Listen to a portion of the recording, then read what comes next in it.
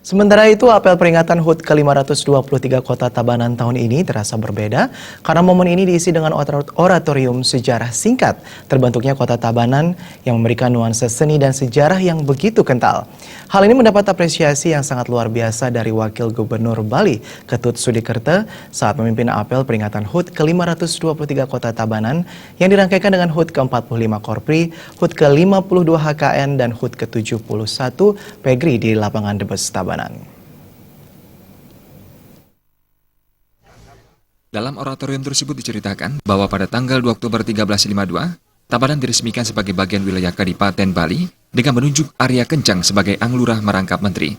Pusat pemerintahan pada saat itu berada di Puri Buahan, Desa Pucangan, dan pada tanggal 29 November 1943, pusat pemerintahan dipindahkan ke Puri Agung Tabanan dan kotanya bernama Kota Singgasana yang dipimpin oleh Sri Magadanata. Karena Raja Tabanan pada saat itu memilih untuk menjalani kehidupan kerohanian, maka tahta kerajaan diserahkan kepada putra mahkota, Nararya Anglurah Languang, dengan gelar Prabu Singgasana. Peresmian Puri sebagai kedudukan raja di kota yang diberi nama Singgasana ini dipakai sebagai patokan lahirnya Kota Tabanan yang sekarang.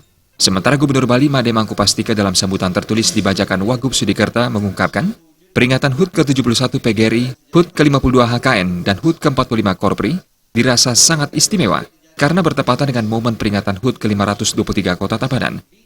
Selamat kepada segenap jajaran pemerintah daerah dan komponen masyarakat, para guru, insan kesehatan atas peringatan hari bersejarah ini. Pihaknya berharap melalui momen ini, kita semua bisa terus meningkatkan profesionalisme dan komitmen untuk senantiasa memberikan pelayanan yang terbaik serta mewujudkan masyarakat yang sejahtera.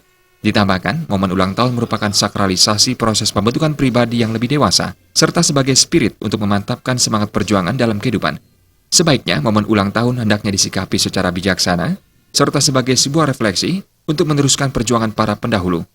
Tema yang diusung dalam HUT Kota tahun ini, yakni Eka Santibawana, agar bisa diimplementasikan untuk membangun Kota Tabanan menjadi lebih maju. Pihaknya juga mengapresiasi pembangunan di Kabupaten Tabanan, dan berharap bisa menjadi motivasi untuk memacu diri agar lebih semangat lagi.